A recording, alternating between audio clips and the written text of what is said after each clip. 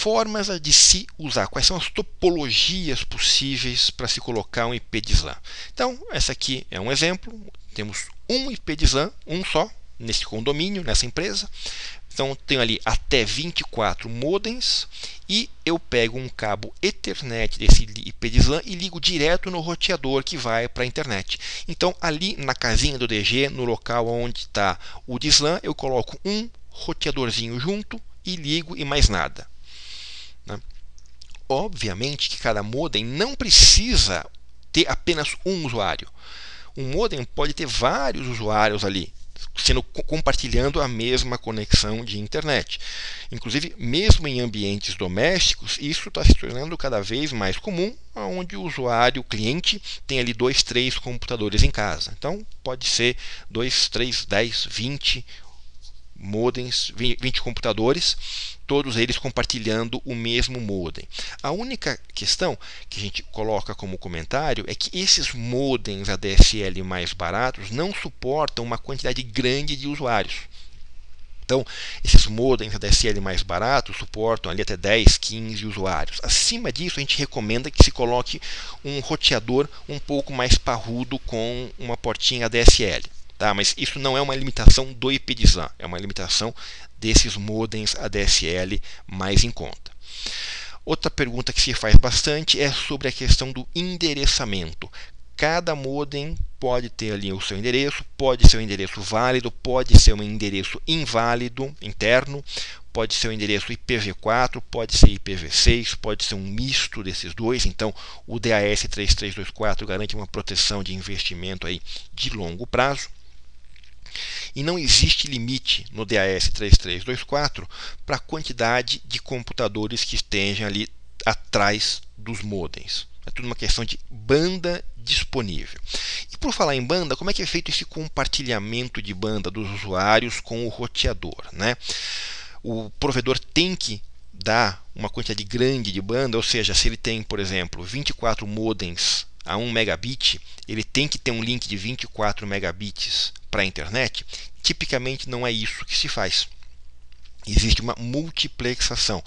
Então, a maioria dos provedores faz uma regra de 10 para 1. Ou seja, para cada 10 megabits de banda que ele vende, ele coloca 1 megabit de banda efetivo. Por isso que se diz que ele garante 10% da banda. Então, por exemplo, se eu tenho ali 24 modems a 1 megabit, eu tenho então 24 megabits de banda total sendo vendida, mas eu coloco ali um roteador de 2.4 megabits ou então 3 megabits ali, de banda para a internet. Por quê? Porque obviamente que você nunca vai ter, ou raramente vai ter, todos os usuários navegando ao mesmo tempo. E se isso acontecer num certo momento, você garante 10% da banda contratada para aquele momento. Tá? Então, quanto mais banda você colocar para a internet, obviamente será melhor, mas você faz esse trabalho de casamento aí entre a 10% da banda vendida é quanto você coloca de link para a internet. Reparem que nesse exemplo eu dei o exemplo de 24 modems a 1 megabit, mas eu posso ter bandas diferentes em cada porta. Então o que eu vou fazer é somar as bandas totais que eu vendi, que eu estou fornecendo para esses usuários, e aí tirar 10% para saber quanto eu vou colocar de banda para a internet. Outra pergunta que se faz: é possível usar uma conexão de banda larga para alimentar de dados o IP de SLAM? Sim, a única questão é, novamente, a banda disponível. Se essa conexão ADSL tiver banda o suficiente para atender os usuários, não tem absolutamente nenhum problema, isso não é nenhum crime. Tá? Eu posso fazer NAT nos dois casos. De novo, para o IP de SLAM isso é transparente, é uma questão mais de qual é o tipo de serviço que está sendo oferecido para esses usuários. A mesma coisa se aplica a provedores de acesso à internet via rádio. Então nós temos aqui o IP de SLAM atendendo aos 24 modems ligados no rádio, e esse rádio se conecta com o backbone do provedor que vai para a internet. Novamente, não é problema do IP de SLAM, totalmente transparente.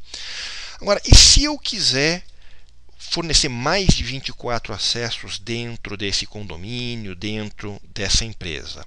Eu coloco vários IPs de SLANs e eu coloco um switch ali para compartilhar a conexão. Então, um pequeno switch Ethernet. Então, os de SLANs eu ligo nesse switch. O roteador, o rádio que vai para a internet, eu ligo nesse switch e pronto, eu posso crescer ali indefinidamente.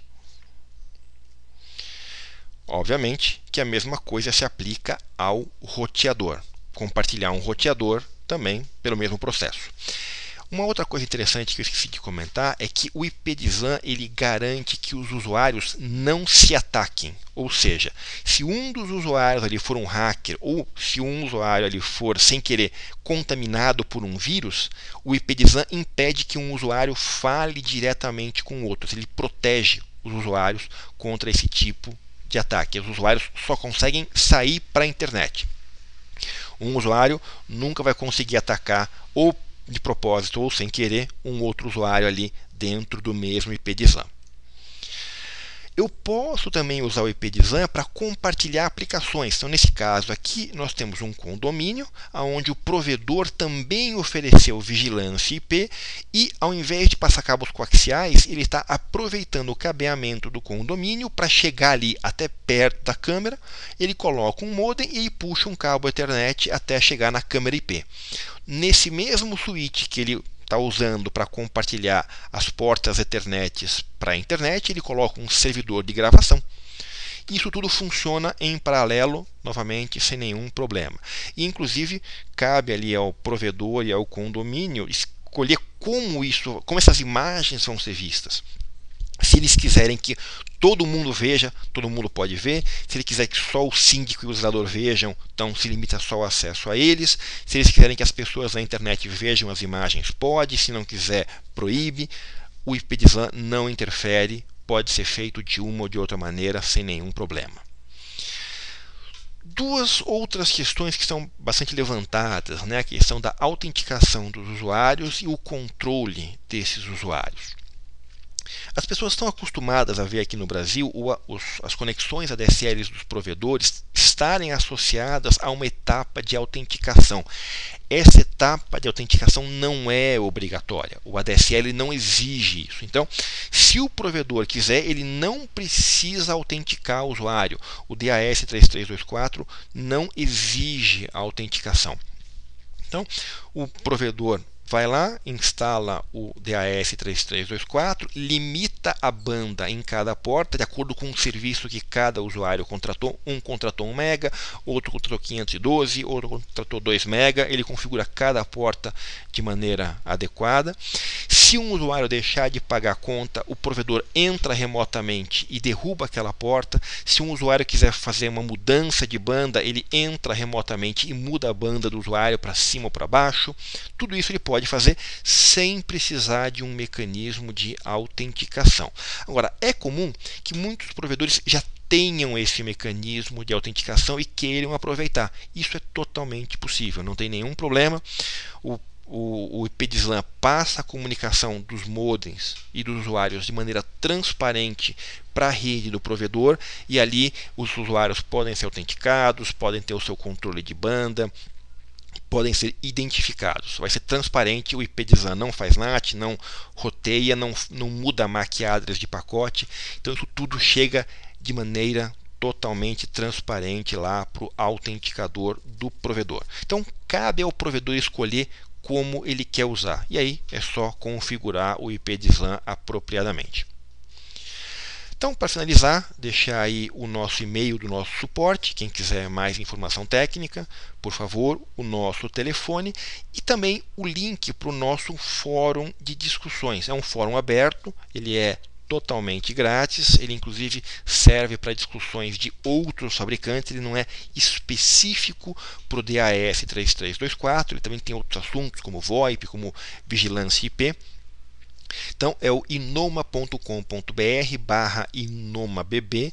Ali você também consegue conversar com quem já usa, quem é iniciante consegue tirar dúvidas com quem já tem mais experiência, a parte prática, quer ouvir um pouco de opinião de outros. Então ficam ali todos vocês convidados a entrar e a participar. Ok? Obrigado a todos, até a próxima.